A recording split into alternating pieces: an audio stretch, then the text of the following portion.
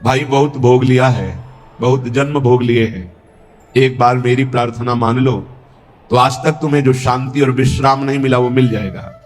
खूब भोग भोग लिए, तुम्हें याद नहीं है। जैसे कई बार हमने स्मृति दिलाई कि 9 महीने मां के गर्भ में इसी जन्म में रहे, कुछ याद है? 1% भी याद है तुम्हें? ज्यादा समय नहीं हुआ, कोई 50 वर्ष, कोई 40 वर्ष, कोई 30 वर्ष, 25 वर्ष, ऐसे सब बैठे हो। आप विचार करके देखो कि ज्यादा लंबा समय नहीं गया, इसी जन्म की बात है। क्या आपको याद है कि मां के गर्भ में तुमने क्या दुख भोगा? 100 में 1% याद है? नहीं याद है। फिर पीछे जन्म की क्या जानोगे? ना भवता ना पे संसार मध्य, इस जगत में ना तुम कभी सुखी हुए हो ना सुखी हो पाओगे यदि भजन नहीं करोगे। देखो, जब बच्चापन तो सिखाया जाता है खूब बढ़िया पढ़ो लिखो, धन कमाओ, ऐसे योग्य बनो, बढ़िया।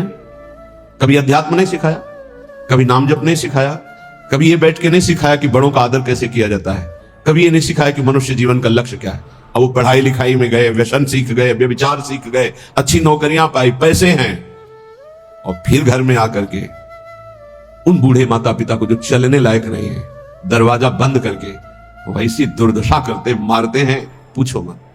जब ये दृश्य देखने को मिलते हैं ना, तब लगता है भगवान कृपा करो इन माता पिता को जो अपने बच्चों को शिक्षा नहीं दे रहे हैं। ये धर्म किसे कहते हैं? तुम समझते हो ये धन कमाने लायक बन जाएंगे तो तुम्हें सुखी करेंगे? ऐसे जैसे जानवर को मारते हैं ना क्रूर कर्मा लोग, ऐसे बूढ़ी माता को मारते हैं, पिता को मारते हैं, पूछो मत। तब लगता है ये जानवर पैदा हुए, ये मनुष्य रूप में पशु पैदा हुए। पशु क्या राक्षस है? माने मातु पिता नहीं देवा, साधुन ते करवावे सेवा, जिनके ये आचरण भवानी, भगवान शंकर कहते निश्चर सम जानो प्राणी। निश्चर कहते राक्षस को, वो राक्षस है। तुम अपने संतानों को राक्षस मत बनाओ। ये जो केवल तुम मात पिता बाल कहीं बुलावे, उधर भरे सोई जतन सिखावे, तुम राक्षस बनाने की चेष्टा कर रहे हो। बहुत सज्जन बेटा एक आया था अभी 2-4 दिन के अंतर्गत, एकांतिक, उसने कहा मेरी मां कहती है कि तुम्हारा मोबाइल तोड़ देंगे यदि तुमने सत्संग सुना। मेरा बाप कहता है कि तुमको हमारी कसम है यदि वृंदावन गए। यही बच्चे जब सतमार्ग से विमुख हो जाएंगे और शराब पीकर घर आएंगे, तब तुम्हारी पूजा करेंगे, तब तुम्हें अपनी कसम ध्यान आएगी कि अगर ये वृंदावन जाता, साधु समागम करता, तो आज लातों से न मारता। आज ये मेरी ये दुर्दशा न कर। चीख रहा है, क्या है? भ्रातर भोगास भुक्ता, भुगतोगे। ये जो कर रहे हो कर्म भुगतोगे। तुम्हारे बेटा बेटी देख रहे हैं कि बुढ़े के साथ कैसा तुम कर रहे हो, वही इंतजाम तुम्हारे लिए रहेगा, वही इंतजाम, उसे बढ़ के ब्याज सहित। चिंता मत करो। इसलिए हम सबसे प्रार्थना करते हैं, ये कर्म भूमि है, जो बीज बोओगे वही फल काटोगे। आज देखने में लग रहा है कि माता पिता के साथ बड़ा अन्याय हो रहा है, लेकिन सत्य पूछो तो ये उनके कर्म का फल उनको देखने को मिल रहा है। न कभी राम बोले, न कृष्ण बोले, न हरि बोले, पूरा जीवन केवल इसी में लगाया। तो देख परिणाम, जिनके लिए जीवन लगाया वही तेरा जीवन लेने के लिए तत्पर हो रहा है, वो वही तेरा नाश कर रहा है। जिसको तूने सजाया वही तुझे दंड दे रहा है। क्यों? भगवान का विरोधी भाव रखने वाला कभी सुखी नहीं हो सकता। हनुमान जी महाराज रावण को कहते, हाथ जोड़कर विनती करता हूं राम जी की विमुखता का त्याग कर दे, नहीं शंकर साहस विष्णु अद तो ही सकै न राख राम कर द्रोही। मैं सभा में कह रहा हूं, ये हजारों हजारों भगवत स्वरूप महापुरुष भी तेरी रक्षा नहीं कर पाएंगे। तेरा विनाश हो जाएगा यदि तू भगवान से विमुख रहेगा। हे भ्रातर भोगास भुक्ता की न इव भवता नापि संसार मध्य, संसार के बीच में तूने क्या क्या नहीं किया। बहुत से पाप किए, बहुत से भोग भोगे। अब बुद्धि ठिकाने लगा लो, सावधान हो जाओ। अभी सब मिटा सकते हो, सब गलतियां मिटा सकते हो, अभी बहुत अच्छे बन सकते हो, अभी भगवत प्राप्ति कर सकते हो। पूरा जीवन गलती करता रहा, जामिल अंतिम में नारायण निकल गया तो भगवत प्राप्त हो गया। अपना पता नहीं कब अंतिम, अब सुधार लो। अगर हमारी आवाज आपके कान में पहुंच रही है, चाहे ऐसे समक्ष बैठे हुए या यूट्यूब में, आपके माता पिता कैसे भी हो, हमारी प्रार्थना है यदि वो वयोवृद्ध हैं, चलने फिरने में असमर्थ हैं, तो पहले समझ लो उनकी बुद्धि भ्रष्ट हो गई है। तुम्हें मानना पड़ेगा। ये भ्रष्ट का मतलब होता है स्थिति से गिर जाना। अब वो ठीक नहीं बोलेंगे, वो आपको गाली देंगे। आप घी चुपड़ी रोटी सब्जी दाल सब देंगे, फिर भी वो आपको गाली देंगे। आपके रिश्ते नातेदारों से आपकी निंदा करेंगे, पर आप उनकी इस बिगड़ी हुई बुद्धि का रोष पूर्वक अनुगमन करते हुए उनको पीटना, उनको मारना, ये आचरण मत करें, क्योंकि उनकी कर्मानुसार बुद्धि बिगड़ चुकी है। अब अपने कर्म आप मत बिगाड़िए, वो आपके भगवान हैं। सच्ची मानिए, उनमें भगवान बैठे हुए हैं। ऐसे असमर्थ माता पिता को भगवान की तरह दुलार करोगे तो तुम सदैव श्री संपन्न रहोगे। लक्ष्मी तुम्हारे घर से नहीं जाएगी। और जिन घरों में माता पिता को त्रास दिया जाता है, जिन घरों में आए हुई पानी ग्रहण करके पत्नी के साथ अनर्थ, नाना प्रकार की दुष्वृत्तियां वो घर कभी श्री संपन्न नहीं हो सकता, सुख संपन्न नहीं हो सकता। आप सत्संग सुनने आए हो, इसी का सुधार करना चाहिए। माता पिता आपके साथ क्या व्यवहार कर रहे हैं बिल्कुल मत देखो, ये मान लो कि ये पागल है, उनकी बातें मत सुनो। तुमका अपना कर्तव्य देखो, तुम्हारा क्या कर्तव्य, हमको केवल अपना कर्तव्य देखना। हमें बहुत कष्ट होता है जब ये बात देखते हैं कि बूढ़े असमर्थ माता पिता के साथ ऐसा व्यवहार, तब लगता है ये कलेजा इसका हृदय है कि भगवान ने पत्थर की रचना की इसके हृदय में। अरे और कौन, जिसने 9 महीने गर्भ में रखा, जिसने अपने रक्त का दूध बनाकर तुम्हें पिलाया, जिसने तुम्हारे मल मूत्र साफ किया, आज तुम हाथी जैसे जवान हो तो लात मारते हो, डंडा मारते हो, उनको गाली देते हो। चिंता मत करो, तुम्हारे लिए ब्याज सहित व्यवस्था है, ब्याज सहित दंड मिलेगा। अगर तुम्हें थोड़ा भी ये पता है कि भगवान है तो इतना समझ लो उनके वचन भी हैं, अवश्य में भोक्तव्यम कृतम कर्म शुभाशुभम, शुभ और अशुभ कर्मों का भोग भोगना पड़ता है। फिर माता पिता ये तो साक्षात भगवान है, इनके प्रति ऐसा ये कुछ भी बोले। हमने देखा है वयोवृद्ध आदमी की बुद्धि पतित हो जाती। पतित अगर जीवन भर भजन नहीं किया ना तो पतित का मतलब होता है स्थिति से गिर जाना, भ्रष्ट होने का मतलब होता है गिर जाना। अब उसको जो बोलना चाहिए वो नहीं बोल पाएगा। उस समय हमको क्रोध नहीं करना कि हम तो इतना खवाते पिलाते हैं, ये हमारी निंदा करते हैं। ये हम बहुत गूढ़ बात आपको कह रहे हैं। जिसने अपने माता पिता की सेवा कर ली उसने भगवान को प्रसन्न कर लिया, उनके नाराज रहने पर, उनके गाली देने पर, उनके तिरस्कार करने पर भी। पर हमारी प्रार्थना है, हम जो शब्द कह रहे हैं उसे ध्यान से सुनिए। जो माता पिता असमर्थ हो चुके हैं, चलने फिरने लायक नहीं है, उनके वर्ताव और उनके कटु वचनों पर ध्यान न दिया जाए, उन्हें भगवान की तरह पूजन करके उनकी सेवा की जाए। जितने दिन जिए खूब मेहनत करके कमाओ, उनको खाओ पियो, कपड़ा लत्ता, सुखपूर्वक जीवन, तो तुम्हारा लोक और परलोक दोनों बन जाएगा। ये शब्द हम शर्त इसलिए रखते हैं कि जो माता पिता अपने कर्तव्य का पालन करना नहीं जानते हैं और अभी चल फिर रहे हैं, मनमानी आचरण करते हैं, गंदे विचारों का पोषण करते हैं, पोषण करने वालों का शोषण करते हैं, ऐसे माता पिता के लिए नहीं कह रहे। हम उन असमर्थ माता पिता के लिए कह रहे हैं कि जिनकी वास्तविक बुद्धि बिगड़ चुकी है, शरीर सेवा में समर्थ स्वयं नहीं रह गया है। अब हमारा कर्तव्य बनता है वो गाली दे, वो पड़े पड़े हगे, तो भी हमें उनकी सेवा करनी चाहिए। निश्चित भगवान प्रसन्न हो जाएंगे, निश्चित। हमने आपको कई बार उदाहरण में बताया है महाभारत का प्रसंग। एक महात्मा कश्यप नाम के थे, एक वृक्ष के नीचे बैठे ध्यानस्थ थे। जब एक बगुली बीट कर दिया तो ऐसे माथे से गिरा, तो ऐसे देखा और रोष पूर्वक देखा तो भस्म हो गई, आग लग गई और जलकर राख होकर गिर गई। उनको लगा मेरी तपस्या बहुत पावरफुल हो गई। एक घर में गए, भिक्षामदेह एक साध्वी भगवत भाव परायण पति को भगवान मानने वाली पतिव्रता देवी निकली, प्रणाम किया। ब्राह्मण कुछ क्षण रुकिए, अभी मैं आपको भोग लाई। जेव ही वो घर गई तो दूसरे दरवाजे से उसके पति आ गए। बिल्कुल ध्यान से सुना, अपने पति को साक्षात भगवान मानना, अपने पति की ही आराधना में तन्मय रहना, ये पातिव्रत बड़ा महान धर्म है। इसी से भगवान शंकर ब्रह्मा और विष्णु को 6-6 महीने के बालक अनसुईया जी ने बना दिया था। लेकिन ये बहुत दुर्लभ बात है जो अपने देह को पावन करके एक पति को समर्पित करके आजीवन वो देवी। ये भारत यति और सतियों का देश है। धर्म की यहां जय जयकार सदैव होती रही, होती रहेगी। हाँ, थोड़ा कम ज्यादा अंतर पड़ता रहेगा। अब आज क्या धर्म को समझे जो बॉयफ्रेंड गर्लफ्रेंड ये दलित दुराएं दिमाग में बैठ गई है, ये क्या समझेंगे कि धर्म किसे कहते हैं, पातिव्रत धर्म किसे कहते हैं, एक पत्नी व्रत किसे कहते हैं, जिसका पाणी ग्रहण किया, आजीवन निर्वाह किया। अब वो पति सेवा में पति को बैठाना, उनको जल पिलाना, फिर इसके बाद कहा भगवान आपके घर में एक अतिथि भगवान उस दरवाजे पर आए, आदेश हो तो मैं उनका स्वागत करूं, भिक्षा दे दूं। कहा तत्काल जाइए, तत्काल जाइए। वो कुछ फल फूल अन्न आदि लेके गए। इतना विलंब क्यों किया?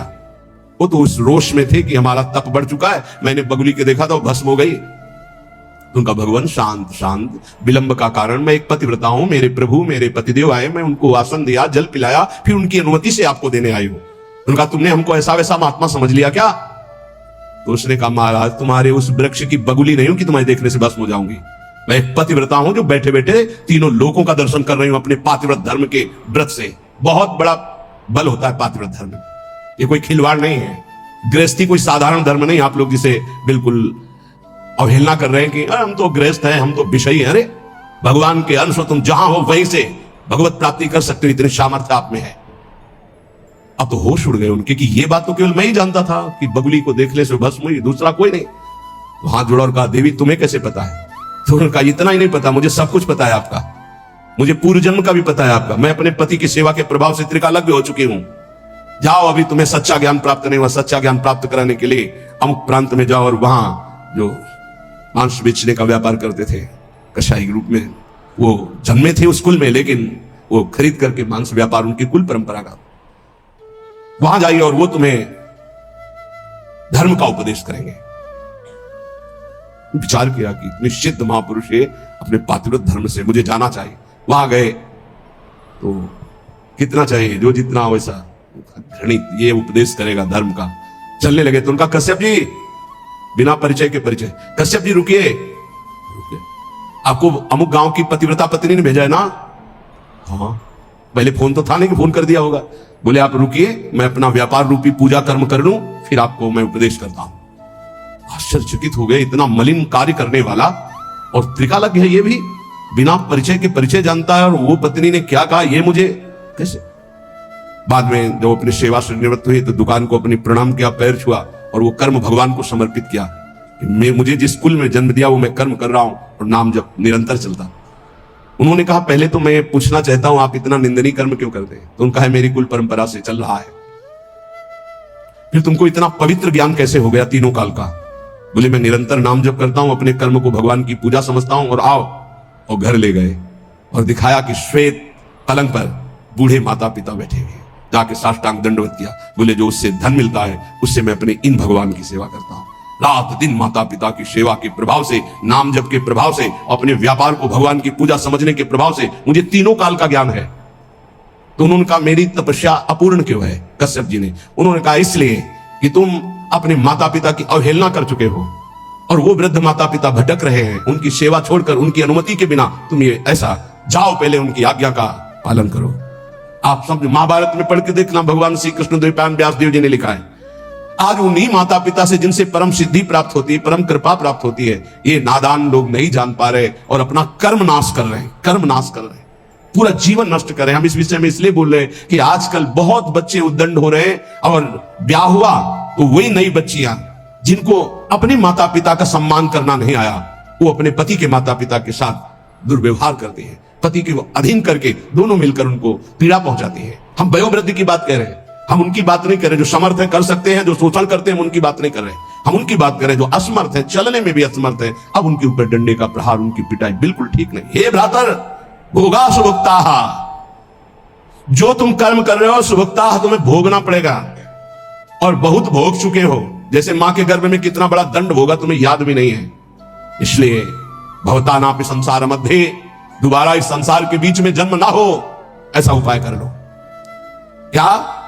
विद्यादान धुराद्य ही कति कति जगति ख्याति पूजाद्य लब्धा, इससे तुम्हारा जन्म मरण नहीं रुकेगा। बहुत पढ़ लिख कर विद्वान हो गए हो तो तुम्हारी ख्याति हो जाएगी, बहुत दान दे दोगे तो तुम्हारा यश हो जाएगा, बहुत भोग सामग्री आहार विहार बांट दोगे, बहुतायत रूप में तुम्हारे पास आ जाएगी, लेकिन तुम्हारा जन्म मरण नहीं रुकेगा।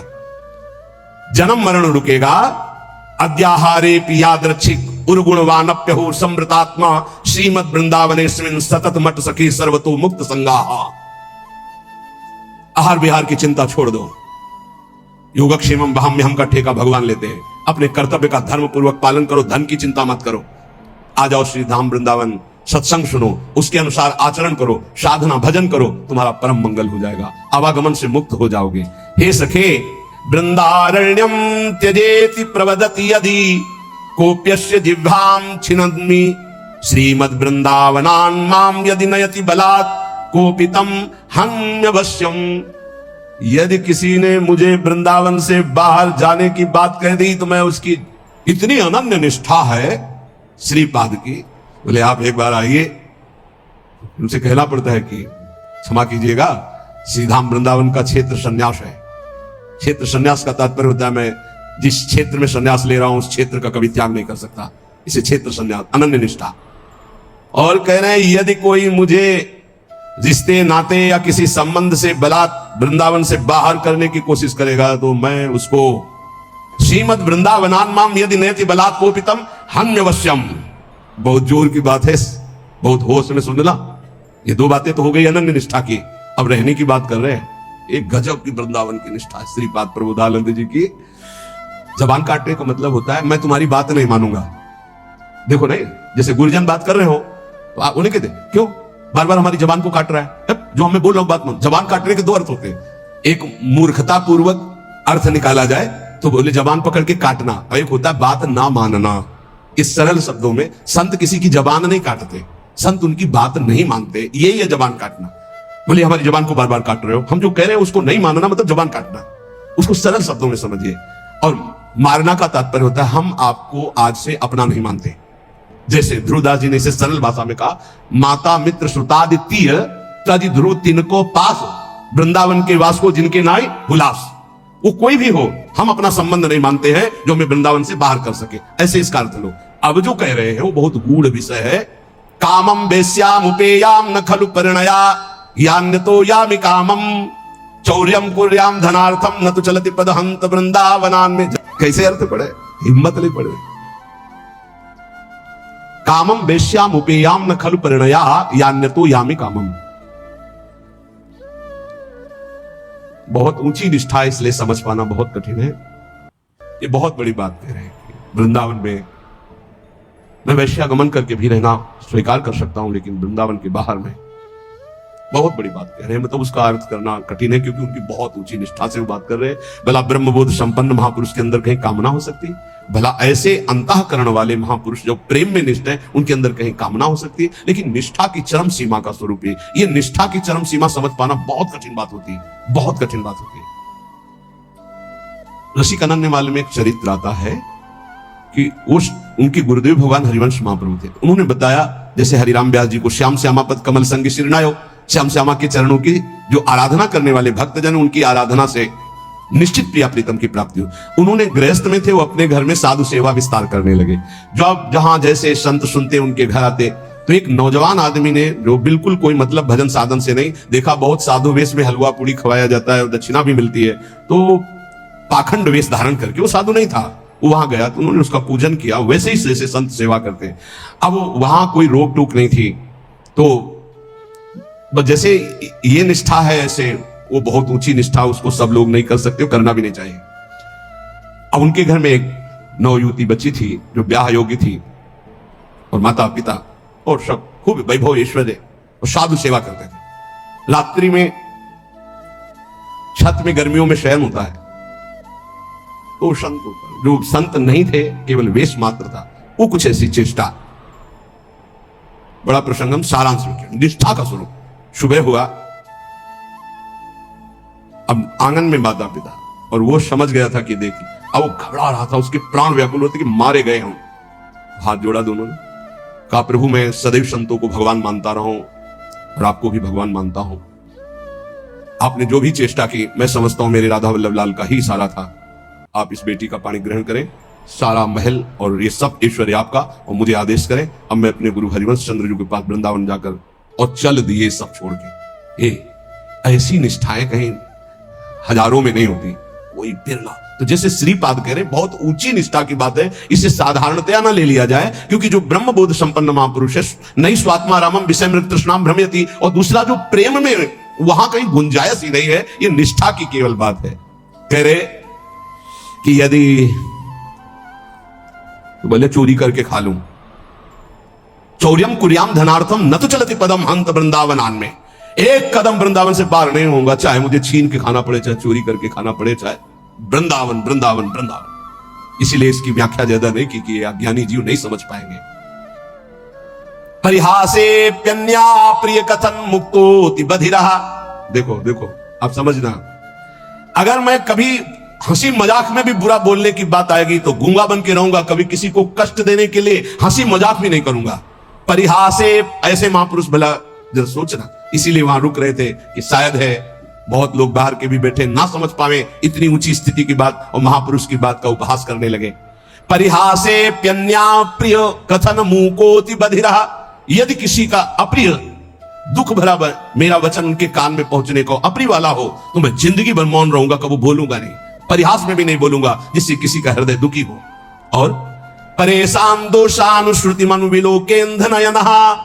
यदि वृंदावन में कोई गलत कर रहा है, ऐसा मेरे नेत्र देखेंगे तो कभी देखने लायक नहीं रखूंगा अपने नेत्रों को। वृंदावन का दोष मैं नहीं देख सकता, वृंदावन वासी का मैं दोष भाव कभी अपने परेशान दोषान हूं, मैं सुनूंगा भी नहीं, मन से भी नहीं चिंतन करूंगा, और विलोकेंद्र नयना, देखते हुए भी मैं अंधा बन जाऊंगा, अपने नेत्रों को देखने लायक नहीं रखूंगा। ये निष्ठा वृंदावन और वृंदावनवासी। शिलावन निश्चेष्टा परवपुषि बाधा लव विधौ। यदि कोई हमारे शरीर को पीटने लगेगा तो मैं बिल्कुल पत्थर की काष्ठ की तरह बन जाऊंगा। पीट लो, प्रारब्ध है शरीर, मैं पलट कर उसको थप्पड़ नहीं मारूंगा। इतनी बड़ी स्थिति को समझना है।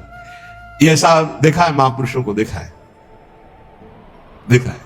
आप लोग इस समय से आधुनिक वातावरण में है कि जहां वो कष्ट नहीं मिलेगा। नीचा अपमाने सुधा, नीच पुरुषों द्वारा किया हुआ अपमान अमृत के समान सहा जाता है। ये अवसर होते हैं, ये कृपा होती है। आप कैसे समझोगे इसे कृपा कहते हैं? ये परीक्षा होती है भूमिका बदलने के लिए। ऐसे भूमिका बदलती है अध्यात्म की, बड़े बड़े महापुरुषों की। चाहे कोई कितना भी मुझे कष्ट दे, पीटे, मैं पत्थर के हृदय रख करके सह जाऊंगा कभी। शिलावन निश्चेष्टा, कोई चेष्टा ही नहीं करूंगा। पत्थर पे जैसे डंडा मारो, कुछ नहीं बोला ऐसे। पर वपुषि बाला लव विधो, लेश मात्र भी पीटने वाले को कष्ट नहीं होने देंगे। यही उमा संत के यही बड़ाई, मंद करत जो करे भलाई। हे प्यारे, ऐसे वृंदावन वास करो, ऐसे वृंदावन वास करो, ऐसी निष्ठा। तो आखिरी जन्म है, वृंदावन में सत्संग सुन रहे हो, नाम जप करो। नहीं वृंदावन वास है तो आश्रय ले लो, पर इतने सहनशील रहो। तो ये आखिरी जन्म है, बार बार जन्म मरण के चक्र से मुक्त हो। मानव जीवन केवल अच्छी कमाई के लिए है। संतों के महामहिम वचनों के अनुसार जो चलता है वो पुण्य एकत्रित करता है, और जो कुमार्गगामी बुद्धि के अनुसार चलता है वो पाप एकत्रित करता है। भगवान के सिवा, सुनो महापुरुषों के वचन है, भगवान के सिवा तुम किसी और का सहारा लोगे तो अंत तक तुम्हें पछताना पड़ेगा। भगवान के सिवा किसी और का सहारा लोगे तो अंत तक तुम्हें पछताना पड़ेगा, और नरक जैसा जीवन हो जाएगा। नरक जैसा जीवन। भगवान के आश्रय में जो अपार सुख होता है, कैसे हम तुम्हें बताएं। ये जीव सोचता है धन का आश्रय, परिवार का आश्रय, बिल्कुल सब नाटक, धोखा ही धोखा। सच्ची वाली भगवान के सिवा दूसरे का सहारा लोगे तो अंतिम में तुम्हें पछताना पड़ेगा, नरक जैसा कष्ट होगा। अगर भगवान का सहारा है तो सच्ची माने जीवन परम मंगल में देखने को मिल रहा है। नारकी स्थिति से जीवन परम मंगल में देखने को मिल रहा है। दूसरा, संसार के मनुष्यों से जो प्रेम किया जाता है वो अगले जन्म का निमंत्रण है, अगला जन्म का। और यदि भगवान से प्रेम किया जाता है तो परम धाम जाने का, अगला जन्म का खत्म। अब देखो तुम्हें पसंद क्या करना है। तीसरा, जिस शरीर में जितनी आसक्ति कर लोगे अगला वही जन्म उसी शरीर का मिलेगा। जैसे हिरण के शरीर में आसक्ति कर ली तो भरत जी हिरण बन गए। पुरंजन ने स्त्री में आसक्ति कर ली तो पुरंजनी बन के अगले जन्म में स्त्री बन करके जन्मा। इसलिए जिस शरीर से अधिक प्रेम कर, जो मकान से ज्यादा प्यार करता है वो छिपकली बनकर मकान में रहता है। ध्यान, जो जिससे अधिक प्यार, वो ऐसी योनि को प्राप्त। तुम योनि प्राप्त करने के लिए नहीं आए, तुम भगवान को प्राप्त करने के लिए मानव देह प्राप्त किया है। नाम जप करो, सच्चाई से नाम जप करो, तुम्हें खुद दिखाई देगा जो लिखा है। कोई किसी से प्यार नहीं करता, सिर्फ नाटक प्यार का चल रहा, कोई प्यार। जो राग और द्वेष पूर्वक जीवन व्यतीत करता है वो दुर्गति का पात्र बन करके नाना प्रकार की नारकी योनियों को भोगता है। और प्राय राग द्वेष में ही जीवन जा रहा है। ये 18 दोष भोगने ही पड़ते हैं जो भगवान का भजन नहीं करता। भूख, प्यास, बीमारी, बुढ़ापा, राग, द्वेष, मोह, निंदा, चिंता, भय, खेद, विषाद, जन्म, मरण, विस्मय, शोक, मंद, अरति, कहीं मन नहीं टिक रहा, घोर अशांत, डिप्रेशन, अरति। ये 18 दोष भगवत विमुख को भोगने ही पड़ते हैं। और यदि वो भगवान के आश्रित हो जाता है तो उसमें जैसे भूख है, प्यास है, बीमारी है, बुढ़ापा है, इन सब में भगवान का एक विशेष कृपा प्रसाद रहता है। देखो, बेटा और बहू की कथा सुन चुके। एक संत भगवान ने कभी शिष्य नहीं बनाए थे, श्रीधर बाबा। और जब वृद्धावस्था आई तो अपने लोग 8-10 संतों की होड़ लगती थी कि देखो आपने 1 घंटा सेवा की है, अब आप हटिए, अब हम सेवा। और जानते उनको कैसे शौच कराई जाती थी? ऐसे टांग लिया जाता था 2 शन, और ऐसे हाथ में कराई जाती। क्यों? क्योंकि भजन करते थे। सौभाग्य था किसको शौच कराने को मिले, किसको स्नान कराने को मिल जाए, किसको वस्त्र धारण। ये सौभाग्य, भगवान के सिवा किसी को अपना नहीं माना, तो ऐसे गोद में, संतों की गोद में उनकी सेवा होती थी। और अंतिम समय राधा राधा मुख से निकल रहा था, सब संत कीर्तन कर रहे थे, और ऐसे पधारे पूछो मत। ये है ना कोई शिष्य, ना कोई जगह, ना कोई 1 रुपया, तो ऐसे भगवान की तरह अंतिम समय उनकी पूजा हुई। जब उनका शरीर असमर्थ था, ड्यूटी लगती थी, अलग अलग ड्यूटी लगती थी। कई संत भगवान अपने ड्यूटी लगी थी कि इतने बजे से इतने, और लड़ाई होती थी। देखो आपने 1.25 घंटा आज कर लिया, 15 मिनट ज्यादा कर लिया, आप हटिए, आप मुझे थोड़ी देर और कर ले। वो लोभ लगता कि जितना अधिक मैं सेवा कर पाऊं। क्यों? क्योंकि भजन परायण थे, और वहां पैदा किया है, संपत्ति दी है, लात मार रहे। भगवान से विमुख जो है उसे 18 दोषों को भोगना पड़ता है। जो भगवान के कृपा पात्र होते हैं उन्हें संत संग मिलता है। जिन्हें संत संग मिलता है उनमें अंत काल में जैसे भगवत प्राप्ति होगी वैसा संयोग बना दिया जाता है। अंत काल में दादू मन ही सो मल उपजय, मन ही सो मल धोई, सीख चले गुरु साधु की, तो तू निर्मल होई। नाम जपे रुचि साधु को, साधु जपे रुचि नाम, दादू दोनों एक टक, यहु आरंभ यहु काम। कह रहे मन गंदा हो गया है, अब मन ही निर्मल हो तब बात बनेगी। कैसे निर्मल हो? बोले गुरु का उपदेश, साधु का संग, ये साबुन है, बहुत जल्दी मन को निर्मल कर देता है। बोले जब नाम जपे तब रुचि साधु की, जब नाम जपो कहे तो संतों में तुम्हारी प्रीति हो जाएगी, और जब संत नाम देंगे तब भगवान में प्रीति हो जाएगी। ये नियम है, ये सिद्धांत। गुरुमुख के प्राप्त नाम से ही भगवत साक्षात्कार होता है। दादू हरि साधु यो पाइये, अभिगत के आराध, साधु संगति हरि मिले, हरि संगत सुसाध। बोले जब हरि की कृपा होती तो साधु मिलते हैं, और जब साधु की कृपा होती है तो उस अभिगत परमात्मा की आराधना शुरू होती है, तब वो हरि मिलते हैं। तो हरि की कृपा का फल साधु, और साधु की कृपा का फल हरि दर्शन। हरि जब अव्यक्त कृपा करते तब संत दर्शन मिलता है। अब मोहि भा भरोसा हनुमंता, बिनु हरि कृपा मिले नहीं संता। तो मन भुवंग बहु विष भन्या, निर्विष क्यों न होई, दादू मिलिया गुरु गारुणी, तो निर्विष किया सोई। बोले मन बड़ा विष फैलाता है, काम क्रोध लोभ मोह मद मत्सर, बड़ा विषयी बना दिया। तो बोले अब ये विष कैसे उतरे? बोले गुरु गारुणी, विष उतारने वाले गुरुदेव हैं। जो गुरुदेव ने नाम मंत्र दिया है उसको जपो तो मन का सारा विष उतर जाएगा, निर्विकार मन हो जाएगा। पूजा मान बढ़ाइया, आदर मांगे मन, राम गहे सब परिहरे, सोई साधु जन। सबके मन में होती है हमारी पूजा हो, हमारी मान हो, हमारी बड़ाई हो, हमारा आदर हो, लेकिन साधु वही है जो मान बड़ाई आदर को स्वीकार नहीं करता, इच्छा नहीं करता। सब में मेरे प्रभु है, सबको प्रभु को भाव से प्रणाम। इतने विराट रूप भगवान इतने रूप में आकर दर्शन देते हैं, ये भाव नहीं रखना।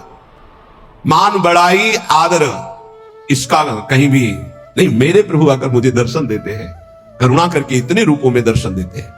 जो भगवान को प्राप्त करना चाहता है वो साधु कैसा होता है? जो मान बड़ाई आदर आदि को भी स्वीकार नहीं करता। विश्व सुख माही रमि रहा, माया हित चितलाई, सोई संत जो उबरे, स्वाद छोड़ी गुण गाई। संसार के विषय भोगों में रम रहे जीवों का उद्धार कौन कर सकता है? बोले संत। बोले कौन संत? जो बोले केवल भगवान के गुण गा रहा, उसके बदले में कुछ नहीं चाहता है। अगर कुछ चाह है, रुपया पैसा भोग सामग्री स्वाद मान बड़ाई प्रतिष्ठा, तो उसकी वाणी का प्रभाव नहीं पड़ेगा। विषयों में फंसे हुए, माया में फंसे हुए जीवों का उद्धार किससे होता है? बोले संत से। बोले किन संत से? बोले सोई संत जन उबरिया, जो स्वाद छोड़ी गुण गाय। स्वार्थ स्वाद इनको छोड़कर कोई भी चाह नहीं, केवल स्वांता सुखाए तुलसी रघुनाथ गाथा। बोले ऐसे संतों की वाणी से माया में फंसे हुए लोगों का उद्धार होता है। साधु मिले तब उपजय, हृदय हरि को ध्यान, दादू संगति साधु की, अभिगत पुरवै आन। बहुत शीघ्र परमात्मा प्राप्ति होती है ऐसे संत महात्मा के संग से। उनके बताए हुए ध्यान नाम गुण कीर्तन से बहुत जल्दी भगवत साक्षात्कार होता है। प्रेम कथा हरि की कहें, करें भगत ल्यो लाई, पिबे पिबावे राम रस, सो जन मिलवो आई।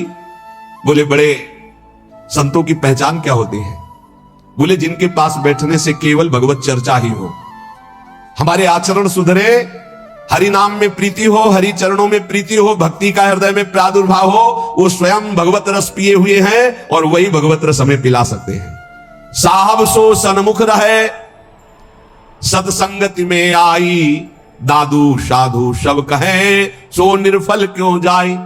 बोले साहब के सन्मुखता बनी रहेगी यदि संत संग रहेगा। साहब हरि के सन्मुख हो जाओगे, और सन्मुख होए जीव मोहि जब ही, जन्म कोटि अगनासौ तबहि। करोड़ों जन्मों के पाप उस जीव के नष्ट हो जाते हैं जो भगवान श्री हरि की सन्मुखता प्राप्त कर लेता है। वो सन्मुखता साधु संग से प्राप्त होती है। साधु संग कभी निष्फल नहीं हो सकता। अमोघश्च निर्वैरी सब जीव सो संत जना सोई, दादू एक आत्मा बैरी ना ही कोई। संत वही, किसी भी संप्रदाय की मेड़ में नहीं। आप पूरा विश्व विश्वंभर सब जगह भास, एक ही परमात्मा तत्व अनंत ब्रह्मांडों में है। फिर मृत्यु लोक की बात क्या। निर्वैरी सब जीव सो संत जना सोई, सब किसी से बैर नहीं, सब अपने हैं, सब अपनी आत्मा है। दादू एक है आत्मा बैरी ना ही कोई, काहे को दुख दीजिए घट घटा तम राम, दादू सब संतोषिए यही साधु को काम। घट घट में हमारे प्रभु रमे हुए हैं, जो उसका साक्षात्कार कर लेता है वही भगवत प्राप्त होता है। कैसे साक्षात्कार होता है। एक है अक्षर पीव का सोई सत कर जानी, हरि नाम सतगुरु कहा दादुर सो परवाणी।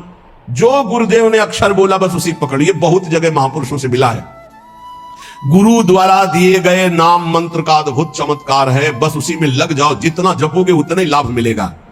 दादू नी का नाम है, तीन लोक तरी जाए, रात दिवस रटिबो करे। रात दिन बड़े भाग्यशाली जिनको ये पता है कि जाना है मुझे, तो खूब अधिक धन कमा ले, नाम रूपी धन। राधा राधा राधा राधा वल्लभ राधा वल्लभ। दादू नी का नाम है, हरि हृदय न विसारी, मूर्ति मन माही बसे सांस सांस संभारी। तब जानना कि हमारा नाम रंग ला रहा है, जब हर श्वास में नाम चले और सामने नामी की छवि विराजमान हो। दादू साहब कह रहे, मूर्ति मन माही बसे सांस सांस संभारी, दादू नी का नाम है, आप कहे समझाई, और आरंभ सब छाड़ दे, हरि नामो ल्यो लाई। केवल लगन लगा लो नाम में, सब पूर्ति हो जाए। जितना नाम अधिक जपोगे। श्री भगवान गीता जी में कहते हैं कि कई प्रकार के हमने यज्ञों का वर्णन किया। श्रेयान द्रव्य मयाद यज्ञात ज्ञान यज्ञ परं तप, सर्वम कर्माखिलम पार्थ ज्ञाने परिसमाप्यते। बड़ी यज्ञ अभी कल चर्चा की थी कि श्री भगवान ने बताया ब्रह्म यज्ञ, द्रव्य यज्ञ, स्वाध्याय यज्ञ, तप यज्ञ, प्राणायाम यज्ञ, भगवद अर्पण यज्ञ, अभिन्नता यज्ञ, कर्तव्य कर्म रूपी यज्ञ, विषय हवन रूपी यज्ञ, समाधि रूपी यज्ञ, योग यज्ञ, स्तंभ प्रवृत्ति, ये सब यज्ञ हैं। इन सब यज्ञों में भगवान कह रहे हैं जो द्रव्य यज्ञ है, रुपया पैसा से जो यज्ञ होती है, ये जितनी भी यज्ञ हैं इन सब में ज्ञान यज्ञ श्रेष्ठ है। सर्वम कर्माखिलम पार्थ ज्ञाने परिसमाप्तये, इसलिए श्रेयान द्रव्य मयाद यज्ञात ज्ञान यज्ञ परं तप। परम कल्याण जो होता है वो ज्ञान होने से होता है। इतना तो ज्ञान हो जाना चाहिए कि हमारा स्वरूप भगवान का अंश है, भगवत स्वरूप है। हम शरीर में फंस गए और मुझे मुक्त होना है इस शरीर से, इस शरीर से मुक्त होना है। अगर इस शरीर से मुक्त नहीं हुए तो बहुत घटिया शरीर मिलने वाले हैं, कीड़ा मकोड़ा कितने योनियां हैं। जो रुपए से यज्ञ होती है उसमें महत्ता धन की होती है, इसलिए वो परम लाभ नहीं प्राप्त हो पाता द्रव्य यज्ञ के द्वारा। द्रव्य यज्ञ में सब पदार्थ आ जाते हैं यज्ञ के, क्योंकि वो सब अर्थ से प्राप्त होते हैं। एक द्रव्य यज्ञ करे 10 अश्वमेध यज्ञ, और एक बार श्री कृष्ण को भाव से प्रणाम कर ले तो 10 अश्वमेध यज्ञ करने वाला श्री कृष्ण को प्रणाम करने वाले की बराबरी नहीं कर सकता। अब आप विचार करो द्रव्य यज्ञ कितना छोटा है जिसको बहुत बड़ा माना जाता है। यहां भगवान कह रहे हैं द्रव्य यज्ञ से श्रेष्ठ है ज्ञान यज्ञ, क्योंकि सभी यज्ञ कर्मजन्य और कर्म करने वाले में यह रहता है कि मैंने ये किया। एक हमने देखा है यज्ञकर्ता को अभिमान रहित, अंदर के कितने विशुद्ध भाव होते हैं धार्मिक पुरुषों में।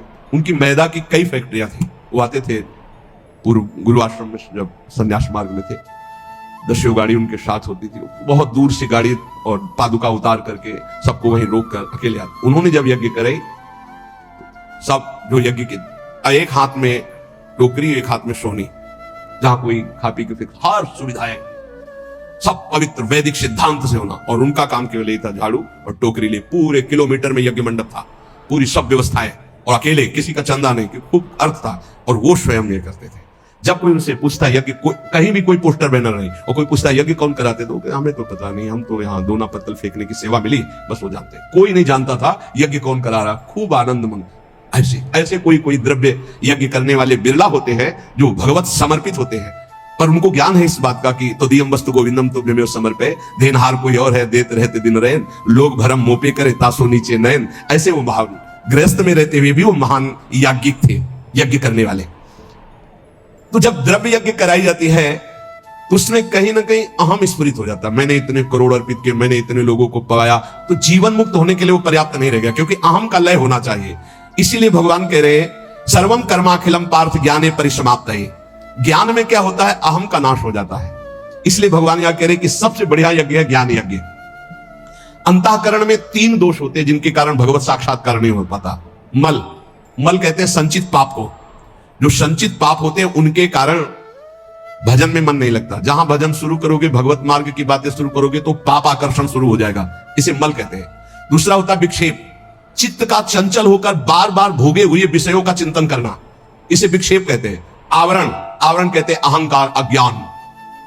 इन 3 के कारण जीव की भगवान में रुचि नहीं होती और भगवान की प्राप्ति में बाधा ये 3 पहुंचाते हैं। मल, संचित पाप, विक्षेप, भोगों के प्रति चित्त का चंचल होना, आवरण, अहंकार, अज्ञान। जब हम कोई भी कर्म करते हैं तो उसमें ये आवरण ढक जाता है, अहंकार, मैंने ये किया, और जहां ये हुआ मैंने ये किया, तो उसका कल्याण नहीं हो पाता। ये खास बात है, उसका फल मिलेगा, उसे भगवत प्राप्ति नहीं हो पाएगी। अहंकार विमूढ़ात्मा करता हमें तिमंदते। अहंकार में मूढ़ता बनी रहती है और ये रहता है कि मैंने ये किया, और जब मैंने ये किया तो अवश्य भोगना पड़ेगा, चाहे शुभ हो या अशुभ हो, भगवत प्राप्ति नहीं होगी। जब हमें किसी महापुरुष का आश्रय मिलता है, संत महात्मा का, और वो जब हमें उपदेश करते हैं, तब हमें समझ में आता है कि सारे कर्म भगवान के लिए करने हैं। हमारे पास जो शारीरिक बल, रुपया, पैसा, भोग सामग्री, सब श्री भगवान की, तो हम भगवत भाव से जब कर्म करके भगवान को समर्पित करने लगते हैं तो हमारे अंदर के दोष नष्ट होने लगते हैं। मल पहले नष्ट होगा, संचित पाप भस्म होंगे। अब हमको थोड़ा विवेक आने लगा कि जितने भोग भोगे उनमें कोई सुख तो है नहीं, तो बार बार चित्त जो भोगों की तरफ जा रहा था उसे वापस करने लगे, तो विक्षेप नष्ट होने लगा। अब अहंकार भगवत अर्पित होकर के चरणों में चला गया, तीनों ठीक हो गए। मल, विक्षेप, आवरण जहां हटा, सामने सच्चिदानंद भगवान का उसको अनुभव हो जाता है। अब बोले ये मल, विक्षेप, आवरण हटाने के लिए जो साधु संग चाहिए, गुरु का संग चाहिए, वो कैसे प्राप्त हो? बोले जब विवेक, वैराग्य, समदमादि, सठ संपत्ति, मुमुक्षुता, श्रवण, मनन, निधिध्यासन, तत्व पदार्थ संशोधन, ये जो दैवी भागवती ज्ञान के साधन है, इनकी जब प्राप्ति की इच्छा होती है तो गुरु बनाने की इच्छा होती है। कोई ऐसे संत मिले, कोई ऐसे सदगुरु मिले। देखो भगवान सामने विराजमान है अर्जुन के, और कह रहे हैं कि जब कभी मल, विक्षेप, आवरण हटाने के लिए ज्ञान की आवश्यकता होती है तो गुरु की प्राप्ति की इच्छा होती है। तो अपने मल, विक्षेप, आवरण को हटाने के लिए, कल्याण प्राप्ति के लिए, मंगल के लिए, सुख प्राप्ति के लिए, ज्ञान यज्ञ के लिए, तत्व ज्ञान के लिए किसी संत का आश्रय लो। कैसे? बोले तद्विद्धि प्रणिपातेनो परिप्रश्नेन सेवया उपदेक्षन्ति ते ज्ञानम ज्ञानिनस् तत्वदर्शिनः। भगवान से पहले प्रार्थना करो कि हमको तत्वज्ञानी महात्मा मिल जाए। बड़ा मुश्किल है तत्वज्ञानी महात्मा मिलना। ये छोटी छोटी मेड़े ऐसी बन गई है, लड़ाई झगड़ा, एक दूसरे की निंदा स्तुति समझे नहीं पा रहे। जैसे जमीन में खड़े होकर देखो तो कोई 7 खंड की, कोई कुछ ऐसे बिल्डिंग, और थोड़ा हेलीकॉप्टर में बैठ के देखो ऊपर उड़ के, तो सब एक जैसा दिखाई देने लगेगा। तो जो ऊंचाई में चढ़ा हुआ महापुरुष है वो एक जैसा दिखता है, सब जगह एक है। देखो शास्त्रों में हमने वैदिक सिद्धांतों में भी पाया आ ब्रह्म है। आ, अब आप कुछ भी बोलो आ निकलेगा। सर्वव्यापी ब्रह्म आ है, ये हमने शास्त्रों में पाया। का, खा, गा, चा, छा, टा, ज्ञा, का से लेके ज्ञा तक कोई भी अक्षर बोलो, आ निकलेगा। अब जो अक्षर है वो ब्रह्ममय है।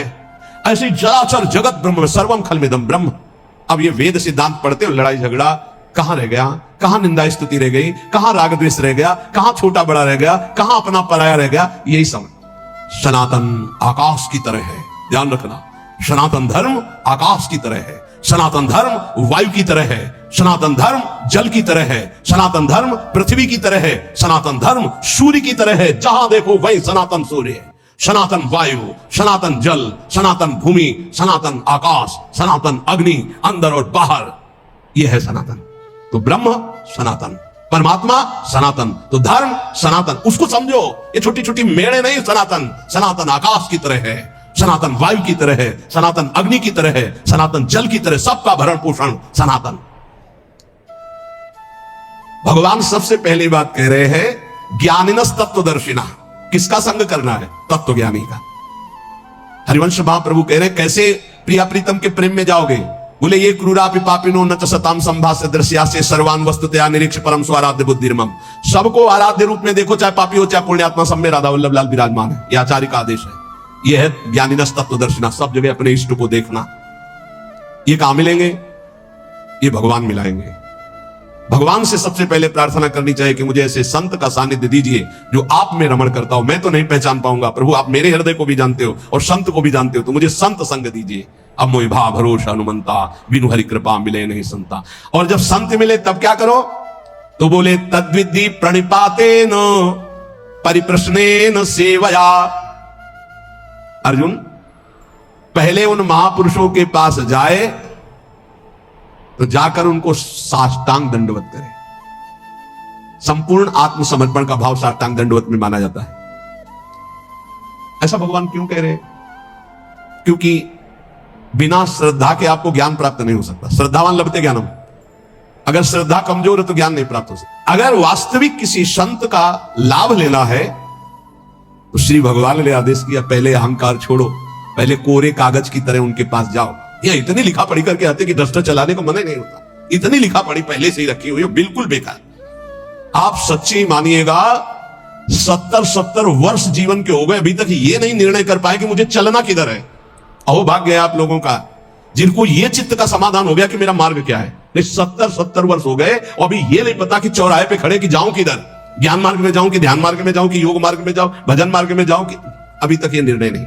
भगवान कह रहे किसी ज्ञानी महापुरुष का आश्रय लेना है तो श्रोत्री और ब्रह्मनिष्ठ दो बातें कही है। श्रोत्री कहते हैं जिन्होंने खूब गुरुजनों के चरणों में बैठकर शास्त्रों का श्रवण किया है, और ब्रह्मनिष्ठ जो उसी तत्व में स्थित हो चुके हैं। ऐसे महापुरुषों से निवारण होता है संसार का, जिनका एक ही उद्देश्य केवल श्री भगवान और भगवान में स्थित है। भगवान आदेश करते प्रणिपातेन, उन महापुरुषों के पास जाए, हाथ जोड़कर साष्टांग दंडवत करे। नीचवत सेवेत सदगुरुम, अपने को सबसे नीचवत मान करके सदगुरु का सेवन करे। कभी भी शरीर से गुरु का निरादर न करे, तिरस्कार न हो, इसलिए गुरु के सामने नम्र सरल और जिज्ञासा के भाव से उनकी आज्ञा पूर्वक सेवा करे। अपने आप को गुरु के चरणों में सबसे छोटा अधीन सेवक समझे। शरीर और वस्तु में दोनों गुरु के आज्ञा के अनुसार है। साष्टांग दंडवत प्रणाम का मतलब है मेरा शरीर गुरु की आज्ञा पे चलेगा, अहम गुरु के चरणों में अर्पित है। सेवया, भगवान कह रहे परिप्रश्नेन के लिए सेवया, शरीर और वस्तुओं से गुरु की सेवा गौण, मुख्य है गुरु की आज्ञा का पालन करना। जिससे गुरु प्रसन्न हो बस वही कार्य करना। उनकी प्रसन्नता प्राप्त हो गई, उनके मन के संकेत के अनुसार तुम्हारी चेष्टा हुई, उनकी आज्ञा के अनुकूल तुमने कार्य किया, तो प्रश्न करना ही नहीं पड़ेगा, उत्तर तुम्हारे हृदय में अपने आप आ जाएगा। देख लेना, संत महापुरुषों की सबसे बड़ी सेवा होती है उनके संकेत के अनुसार चलना, उनके इशारे को समझना, वो किधर चलाना चाहते हैं, वो क्या चाहते हैं, अपना जीवन उनकी आज्ञा में अर्पित करना। संतों को जितना सिद्धांत प्रिय है उतना अपना शरीर प्रिय नहीं है। तो एक आदमी संत की शरीर सेवा करे, उनकी आज्ञा का उल्लंघन करे, और एक आदमी केवल उनकी आज्ञा का पालन करे, तो संत कृपा उसके पास ज्यादा फलीभूत होगी जो आज्ञा का पालन कर रहा है। संत सिद्धांत की रक्षा के लिए अपने प्राण त्याग सकते हैं, इसलिए सच्चा संतों का सेवक वही है जो उनकी आज्ञा का दृढ़ता पूर्वक पालन करता है।